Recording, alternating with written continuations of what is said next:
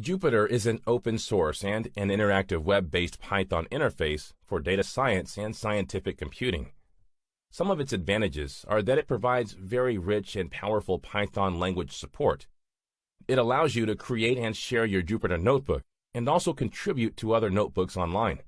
It has several interactive widgets, which make data manipulation and data visualization easier in real time. It seamlessly integrates with big data platforms such as Hadoop and Spark, and performs data analysis more productively and efficiently.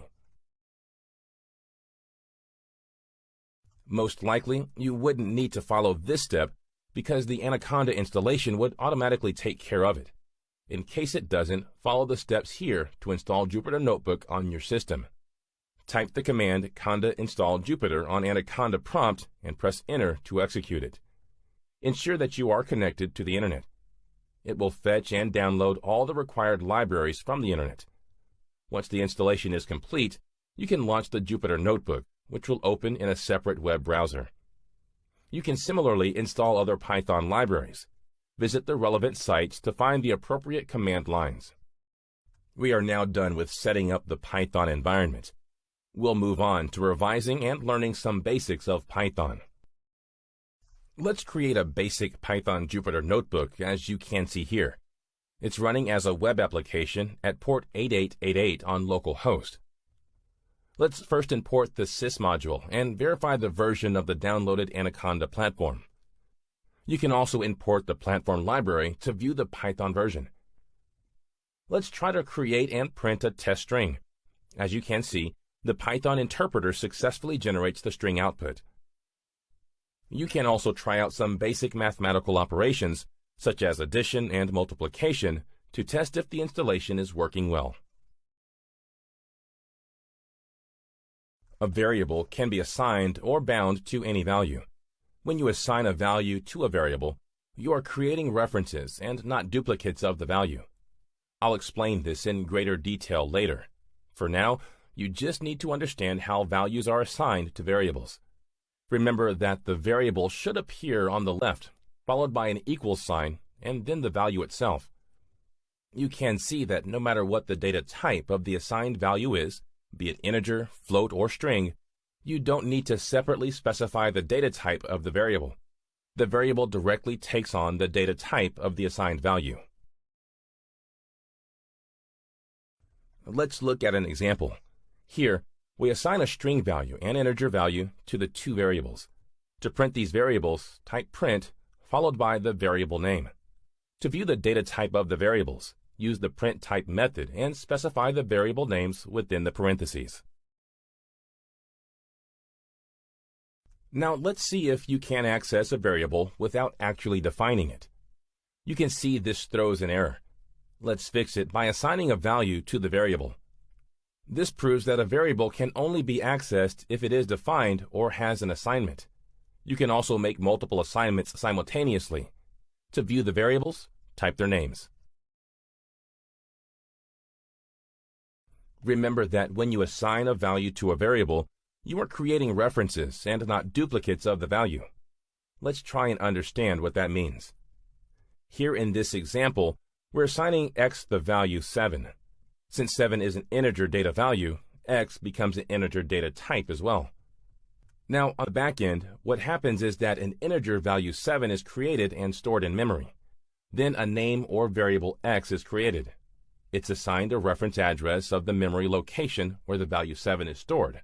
So x refers to 7 and therefore holds the value 7. If we increment x by 1, then what really happens is that the reference of the name x is looked up.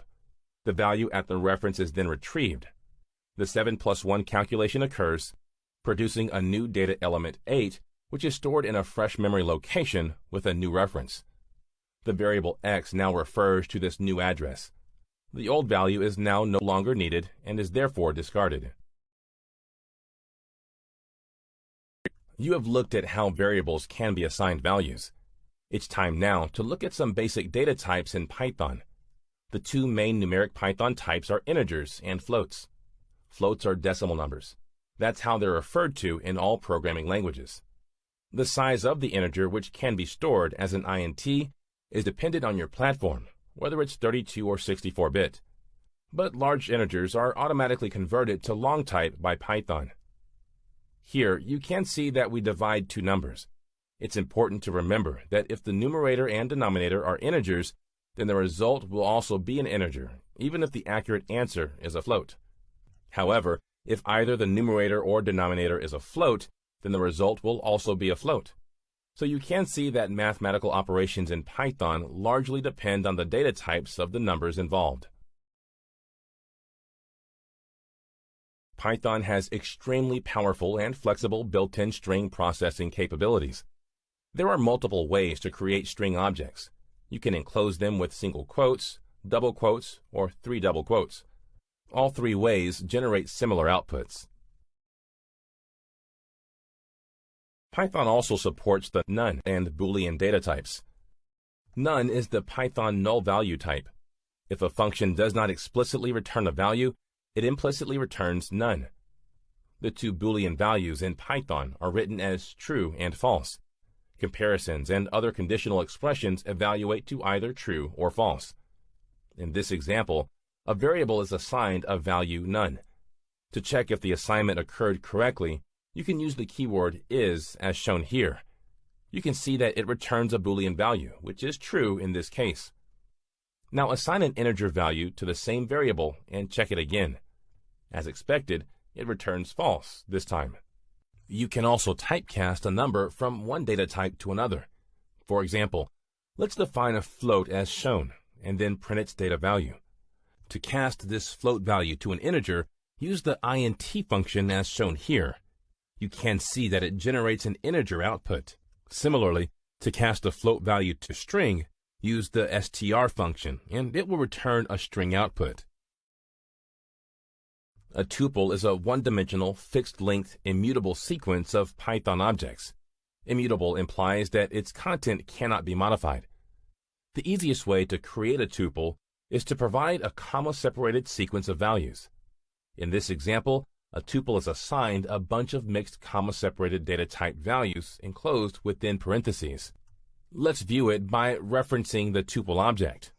To access the tuple element at index 1, use the syntax shown here.